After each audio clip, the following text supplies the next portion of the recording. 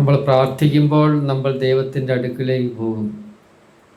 ഒരു നന്മ നമ്മൾ ചെയ്യുമ്പോൾ ദൈവം നമ്മുടെ അടുക്കിലേക്ക് വരും. ഇതാണ് യഥാർത്ഥത്തിൽ സംഭവിക്കുന്നത്. ഇത് രണ്ടും ആവശ്യമാണ്. നമ്മൾ പ്രാർത്ഥിക്കുമ്പോൾ നമ്മൾ ദൈവത്തിൻ്റെ അടുക്കിലേക്ക് പോകുന്നു. എന്നാൽ ഒരു നന്മ ചെയ്യുമ്പോൾ ദൈവം നമ്മുടെ അടുക്കിലേക്ക് വരികയാണ്. അപ്പോൾ അതാണ് ഈ ഒരു നന്മ കാരുണ്യ പ്രവർത്തികളുടെയൊക്കെ ഫലമെന്ന് പറയുന്നത്. അപ്പോൾ തീർച്ചയായിട്ടും 5000 പേർക്ക് അല്ലെങ്കിൽ 5000 ഡയാലിസിസ് ചെയ്യാനായിട്ട് ഈ പ്രദേശത്തുള്ള അനേകം പേരും വിഷമിക്കുന്നവരായിട്ടുണ്ട്. അതിൻ്റെ കാര്യങ്ങളെല്ലാം ഇതിനോടകം പറഞ്ഞു കഴിഞ്ഞു. നമുക്കൊക്കെ അറിയാം ഇത്രമാത്രം ഗുരുതരമായൊരു സ്ഥിതിവിശേഷമുണ്ട്. നിങ്ങൾ ചിന്തിക്കുമ്പോൾ ഒരു കാര്യം കൂടി ചിന്തിക്കണമെന്നുള്ളൊരു അപേക്ഷ എനിക്കുണ്ട്. കാരണം ഇത്രയും പ്രബുദ്ധരായിട്ടുള്ളൊരു സമൂഹമാണ് ഇവിടെ വന്നിരിക്കുന്നത്.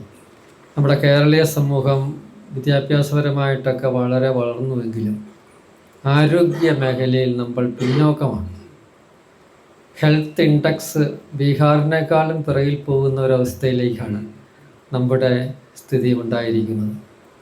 അതൊരു വൈരുദ്ധ്യമായിട്ട് നമുക്ക് തോന്നുകയാണ്. എന്തുകൊണ്ടാണ് ഇത്രയും സാക്ഷരതയൊക്കെ ഉള്ള നമ്മുടെ നാട്ടിൽ ഈ ആരോഗ്യപരമായ പ്രതിസന്ധി നേരിടുന്നത്? അതുകൊണ്ട് ഈ ഒരു മേഖലയിൽ നമുക്ക് കുറച്ചുകൂടി പ്രബോധനം നൽകേണ്ട ആവശ്യമുണ്ടെന്ന് തോന്നുന്നു. അതിലും ഈ കൂട്ടായ്മ കൂടുമ്പോൾ തീർച്ചയായും സർഗക്ഷേത്ര നേതൃത്വം കൊടുത്ത് നമ്മുടെ ഈ കുട്ടികൾ, ചെറുപ്പക്കാർ ആരോഗ്യം എങ്ങനെ സംരക്ഷിക്കാം. രോഗിയായിക്കഴിഞ്ഞാൽ ഉണ്ടാകുന്ന ബുദ്ധിമുട്ടെന്ന് പറഞ്ഞാൽ അതിന് എത്രയോ വലിയൊരു തുകയാണ് നമുക്ക് മുടക്കേണ്ടി വരുന്നത്.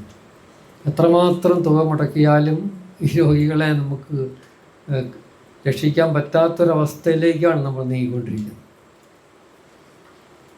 അപ്പോൾ അതുമാത്രം സാമ്പത്തികമായ പ്രതിസന്ധി ആരോഗ്യ മേഖലയിൽ ഉണ്ടാകുകയാണ്. അതുകൊണ്ട് നമുക്ക് ഇപ്പോൾ ആശുപത്രിയുണ്ട്, ചെത്തിപ്പുഴ ആശുപത്രിയുടെ ഡയറക്ടറച്ചനെല്ലാം ഉണ്ട്. നല്ലൊരു MOU ഒക്കെ ഇവിടെ രൂപപ്പെടുന്നുണ്ട്.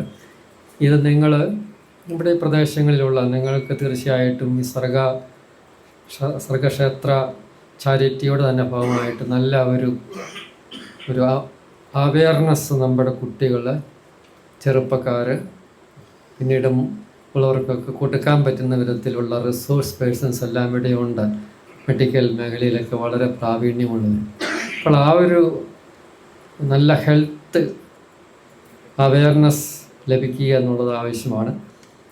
രോഗികളായി പോകാതെ തന്നെ രോഗികളാകുന്ന അവസ്ഥ നമുക്ക് എങ്ങനെയെങ്കിലും പ്രതിരോധിക്കേണ്ടത് ഈ കാലഘട്ടത്തിൻ്റെ ഒരു ആവശ്യം കൂടിയാണ്. അപ്പോൾ അതും നമ്മുടെ ഈ ചിന്തയിൽ തീർച്ചയായിട്ടും നിങ്ങൾ ഒരുമിച്ച് ചിന്തിക്കുമ്പോൾ അതൊക്കെ അനുഗ്രഹമായി തീരും. ഞാൻ പ്രത്യേകമായിട്ട് നിങ്ങളെ വലിയ ആദരവോടെ ഓർക്കുന്നു.